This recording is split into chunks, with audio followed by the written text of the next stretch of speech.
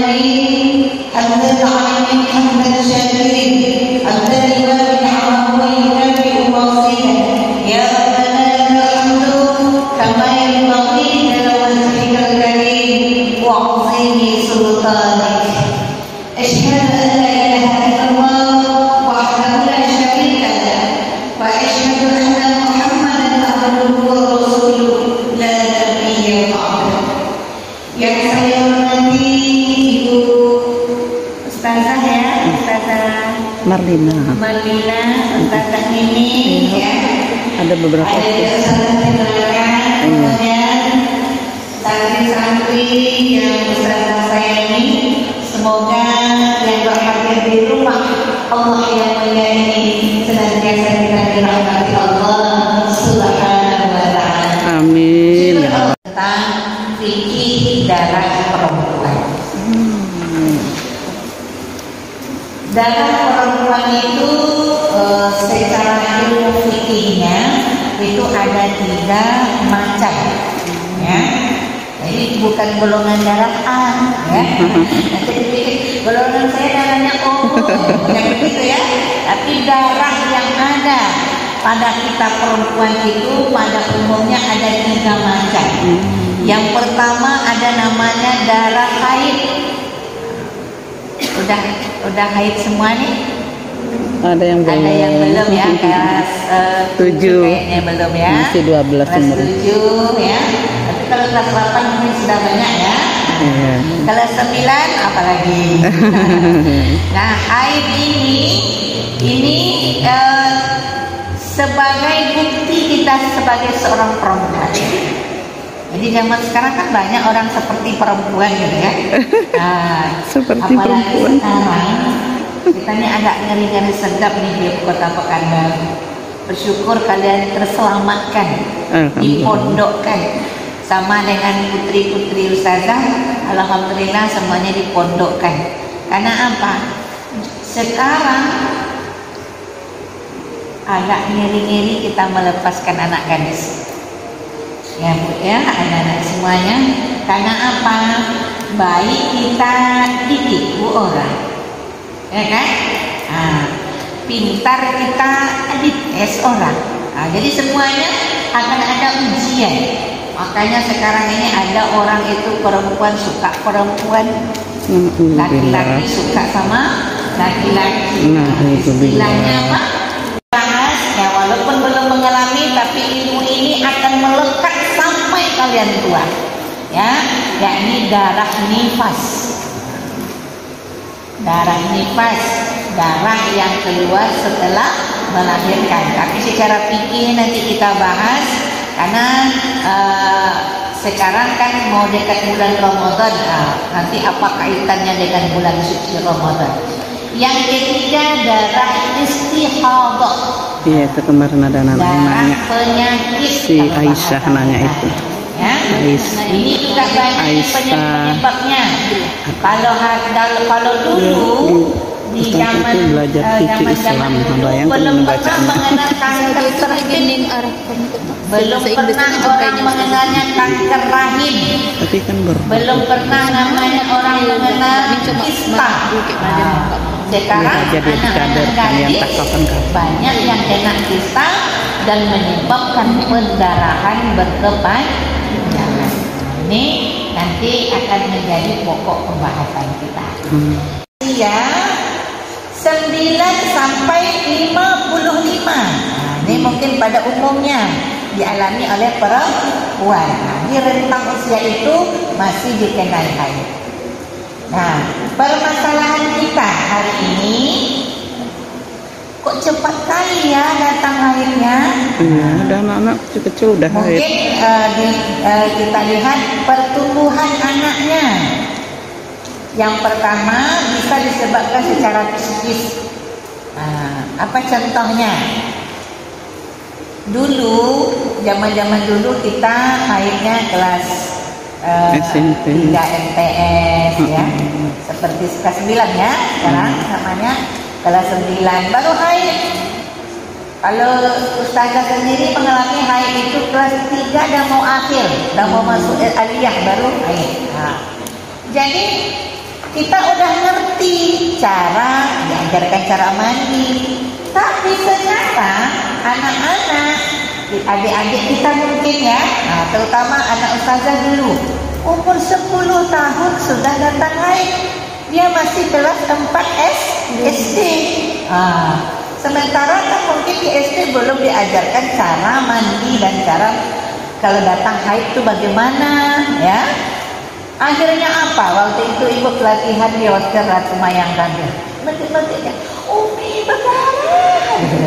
Umi berdarah. Karena apa? Karena memang terlalu kecil usia itu datangnya haid. Tapi ternyata kalau kita lihat fikih, memang itulah rentang usia yang ditetapkan sebagai orang yang dikenai Marlina. Waktu masih gadis-gadis besar ini, itu nggak pernah nonton TV, TV-nya pun hitam putih, nggak ada warnanya. Sekali-sekali nonton. Nontonnya pun di rumah kepala desa. Numpang. Nggak ada TV di rumah kami nggak punya TV karena kita nggak bisa beli. TV-nya mahal kali waktu itu. Jadi satu desa ini cuma ada satu TV di rumah bapak kepala desa. Nanti sekali sebulan ada layar tancap. Layar tancap pun tak ada warnanya, hitam putih saja. Jadi nggak seret gitu nengoknya. Nah sekarang, coba ayo kita bandingkan. Tontonan yang tak layak ditonton pun ditayangkan. Dulu kami nggak pernah melihat adegan berciuman dalam TV, tak pernah. Ya kan ustazah ya? Nggak pernah kita melihat adegan berciuman. Tapi sekarang secara vulgar ditampilkan. Dan pada umumnya, namanya anak-anak itu kan pasti melihat dan dia lebih penasaran dan ingin tahu. Keinginan tahunya itulah membuat hasrat tumbuh kedewasaannya itu secara cepat. Tontonan, pikiran, kemudian mungkin dulu kami juga nggak pernah melihat aurat orang yang terpampang di jalan, nggak pernah. Kalau sekarang bisa secara vulgar ditampilkan yang kita sebut dengan foto-foto porno. Dulu kami nggak pernah melihat seperti itu. Gambar Laurier pun tak pernah kami nampak. Sekarang bisa dilihat secara vulgar di media-media masa. Cepat datang haidnya, maka akan cepat menopausnya. Dan itu juga secara medis dipengaruhi oleh melahirkan secara sesar. Jadi beruntung bagi orang-orang yang melahirkan secara normal. Dia akan normal pula pendarahan darahnya keluar sampai nanti usianya pada masanya menopause itu dah.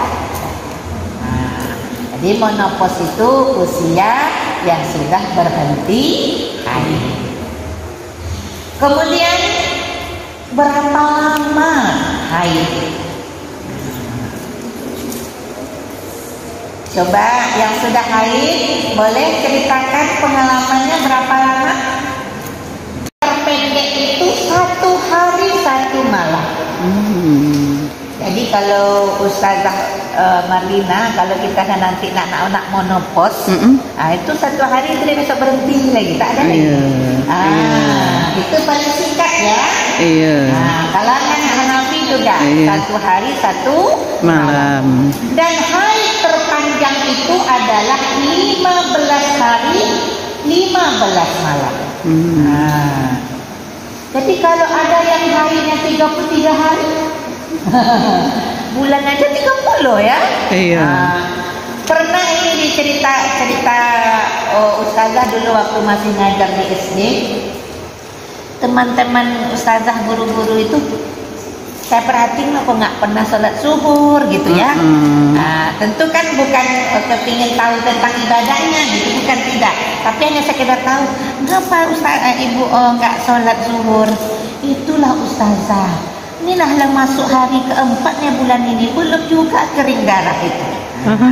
Berarti dah 34 hari kan dia haidnya. Nah itu tidak lagi disebut darah haid, anak-anak kesayang, karena itu sudah masuk kepada darah istihadah.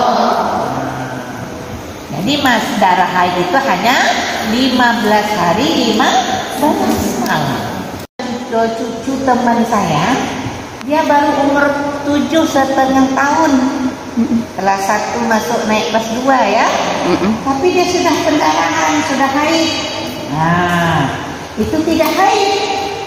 Itu tergolong kepada darah istihadah. Saya bilang, Ibu, mungkin kalau sekarang kan nggak susah-susah ya, kita bisa periksa ke dokter kandungan. Karena kan masih anak-anak, kan belum mengandung, nah, belum hamil. Tapi yang mengerti tentang rahim perempuan itu adalah dokter kandungan.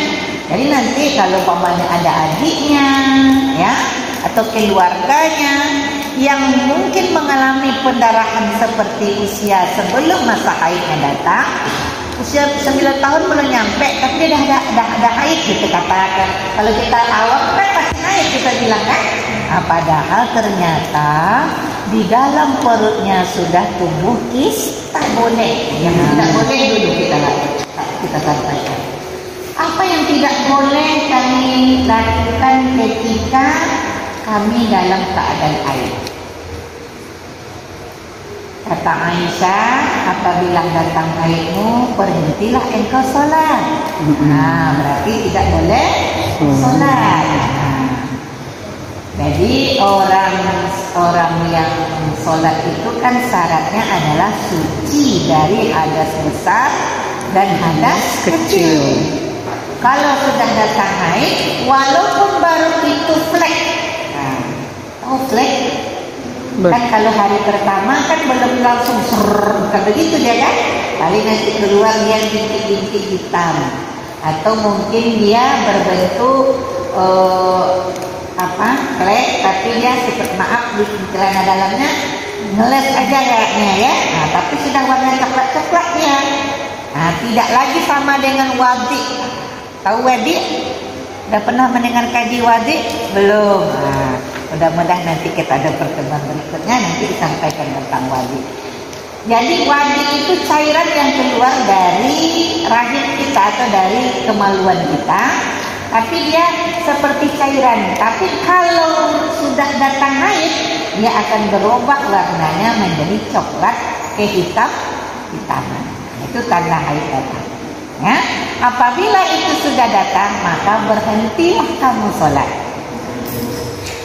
Dan kata Aisyah, engkau wajib mengqadha puasa dan tidak wajib mengqadha sholat. Nah, jadi andaikan nanti di Ramadan sekolah nanti ya? Iya, sekolah ya. Jadi berarti Ramadan nanti kan kita berada di sini nih. Nah, jadi kalau seandainya kita sudah datang haid, tidak bisa tarawih, ya kan? Kemudian tidak puasa, tapi kita wajib mengqadha puasa. Pamantana minkum maridan aw ala safarin fa iddatun min ayyamin. Jadi ada kewajiban mengqadha bagi orang-orang yang berbuka di bulan Ramadan itu pada hari-hari dan bulan yang lain. Yang pertama sholat, yang kedua puasa, yang ketiga tawaf. Andaikan nanti ada rezeki papa dan mama membawa putri-putrinya pergi umroh, sampai di sana, aduh kecewa deh. Nah, yang tidak boleh dilakukan adalah tawaf wajib. Nah, melakukan hubungan suami istri ini bagi yang sudah berkeluarga ya. Tapi ini wajib kalian ketahui. Siapa tahu nanti sepengetahuan saya dalam memberikan majelis taklim ya, Ibu Marlina dan Ustazah Nining, ternyata banyaklah ibu-ibu kita ini yang dulu waktu-waktu kecilnya tidak memahami tentang agama, baru dia paham agama setelah pensiun. Nah, coba bayang, karena sibuk bekerja, nggak sempat ngaji, nggak sempat mendalami ilmu.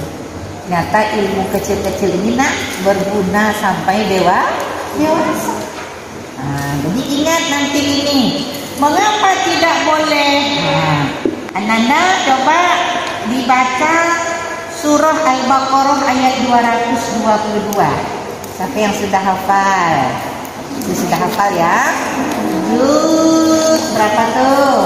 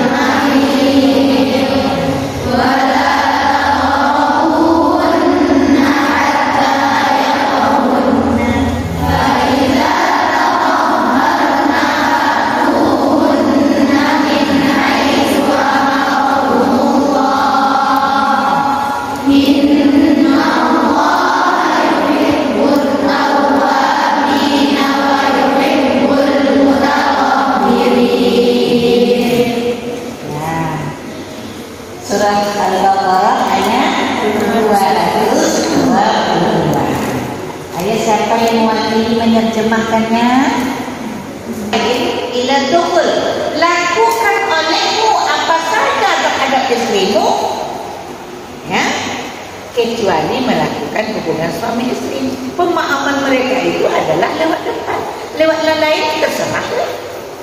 Yang penting bisa memuaskan suami. Ini tujuan mereka. Nah, secara fikihnya kan, kalau kita tak paham, kan bahaya bisa saja kan mungkin melakukan hal-hal yang tidak pantas dilakukan. Nah, salah satu tadi melalui tapi yang boleh itu hanya sewildah. Ustazah paham tak sewildah? Tak paham? Ustazah Sono? Paham? Ustazah Nini? Paham. Paham. Jadi terlihat Ustazah sedikit daripada Ustazah Nini, ya. Ustazah yang 3 putri tadi paham kan sewildah? Paham. Anak-anak belum paham nih, ya kan? Tapi ini untuk Ustazah. Ini kata Imam Syafi'i seputar itu yang boleh, yang lain kata Imam Hanafi, Isna'u kullu shay'in ila dukhul, boleh asal kamu mampu. Mampu berarti boleh kecuali melakukan hubungan suami istri. Jadi bolehlah mak bicara antara paham. Ini mungkin dilakukan hanya untuk menyenangkan suami. Mengapa ini bisa dibolehkan? Contohnya suami ustazah mandangnya 3 bulan. Sekali pulang tanggal lo merah. Al-Qur'an. Nah, nanti pasti Ananda akan bertanya bagaimana nih ustazah dengan membaca. Ya kan? Nah, untuk membaca, melafalkannya, ini ada perbedaan. Jadi kalau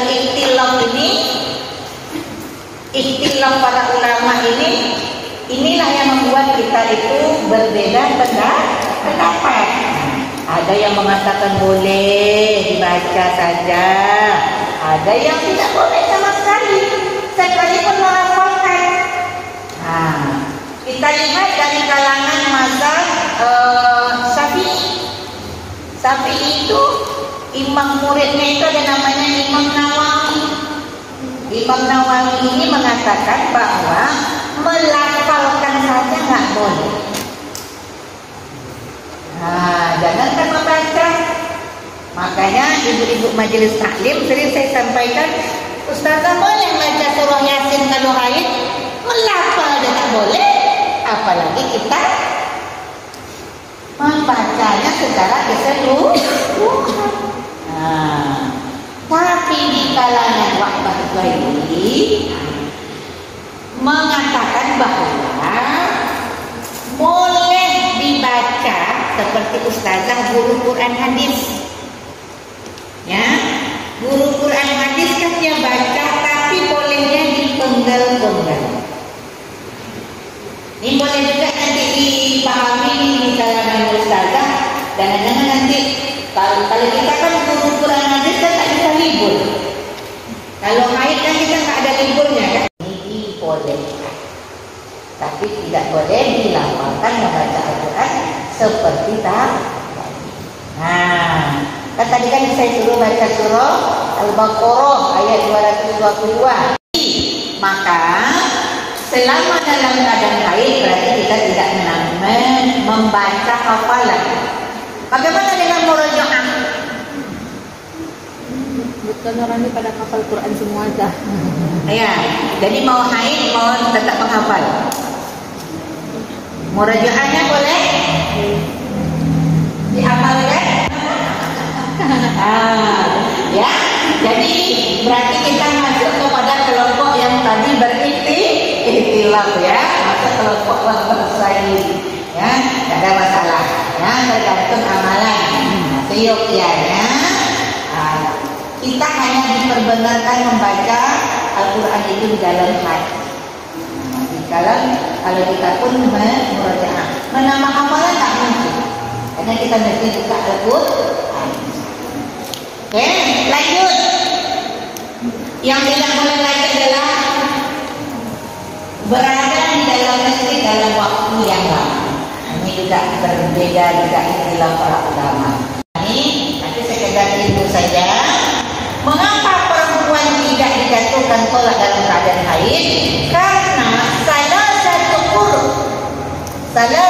huruf dalam ayat tolak, apabila engkau ditolak oleh suami, maka menantilah engkau salah satu huruf dari suci ke suci, dari suci ke suci. Gak ada dari haid ke haid. Makanya kalau haid mesti menunggu masa suci datang, baru dihitung salah satu huruf. Kalau salah 3 kali suci.